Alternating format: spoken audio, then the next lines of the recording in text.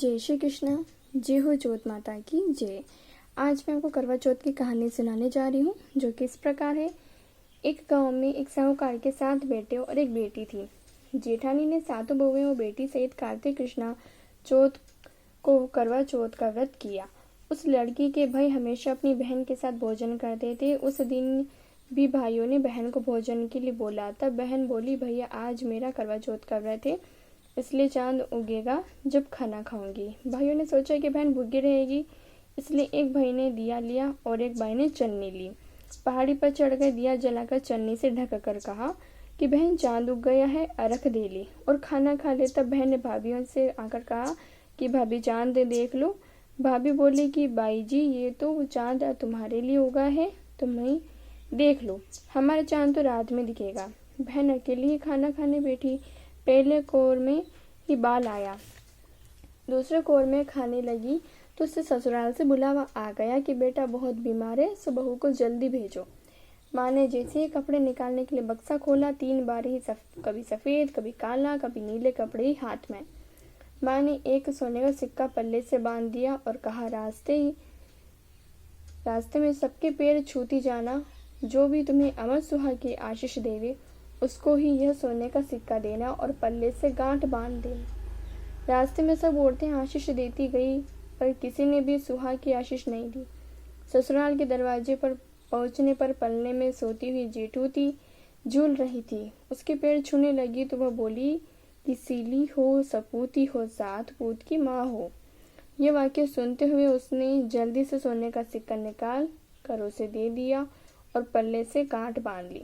अंदर गई तो पति मरा पड़ा था। बहू ने अपने मरे हुए पति को जलाने के लिए नहीं ले जाने दिया और बोली, मेरे लिए एक अलग से झोपड़ी बनवा दो, और वहीं अपने मरे हुए पति को लेकर रहने लगी।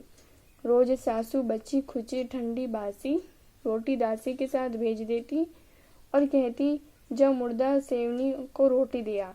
थोड़े दिन बाद माघ की तिल चौथ आई और बोली, करवा पिला तू करवा पिला, भाइयों की प्यारी करवा पिला, दिन में चांद देखने वाली करवा पिला। जब वो बोली कि हे चौथ माता, मेरा उजड़ा हुआ सुहाग तो आपको ही बनाना पड़ेगा, मेरे पति को जिंदा करना पड़ेगा, मुझे मेरी गलती का पश्चाताप है, मैं आपसे माफ़ी मांगती हूँ। तब चौथ माता बोली, मेरे से बड़ी बैसाख की चौथ आएगी, वो तुम्हें सुहाग देगी। इस तरह बैसाख की चौथ आई और उसने कहा कि भादवे की चौथ तुझे सुहाग देगी। तब कुछ महीने बाद भादुड़ी चौथ माता स्वर्ग से उतरी और वही सब बात कहने लगी।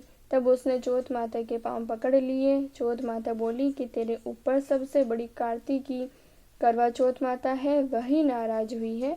यदि तूने उसके पैर जोड़ लिए तो फिर कोई भी तेरे पति को जिंदा नहीं कर सकता।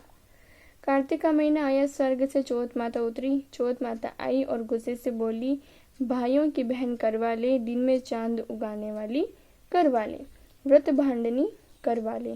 साहूकार की बेटी ने चौथ माता के पैर पकड़ लिए और विलाप करने लगी, हे चौथ माता, मैं ना समझ थी, मुझे इतना बड़ा दंड मत देवो। तब चौथ माता बोली, मेरे पैर क्यों पकड़ कर बैठी है?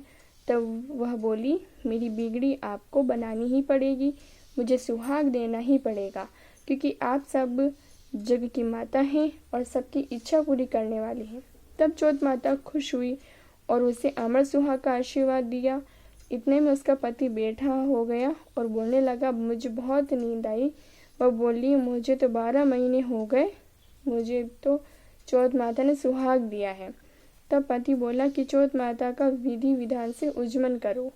उधर ननंद रोटी देने आई तो उसने 2 जने के बोलने की आवाज़ सुनी, तो अपनी माँ को जाकर बोली कि भाभी पता नहीं किससे बातें कर रही है।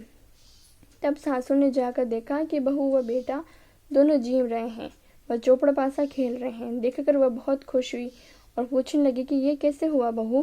बोली, यह सब मुझे मेरी चौथ माता ने दिया है। और सासू जी के पैर छूने लगी और सास ने अमर सुहाग की आशीष दी। दूर खड़े हुए पति पत्नी का गठबंधन जुड़ गया और सब चौथ माता का चमत्कार मारने लगे। चौथ माता का व्रत पुरुष की पत्नी बेटे की माँ सभी को करना चाहिए। तेरा चौथ करनी चाहिए। हे चौथ माता, जैसे साहूकार की बेटी का सुहाग अमर किया, वैसा सभी का करना। कहने सुनने वालों को, हुंकार भरने वालों को, सभी को अमर सुहाग देना। बोलो मंगल करणी दुख हरणी चौथ माता की जय। जय हो। धन्यवाद।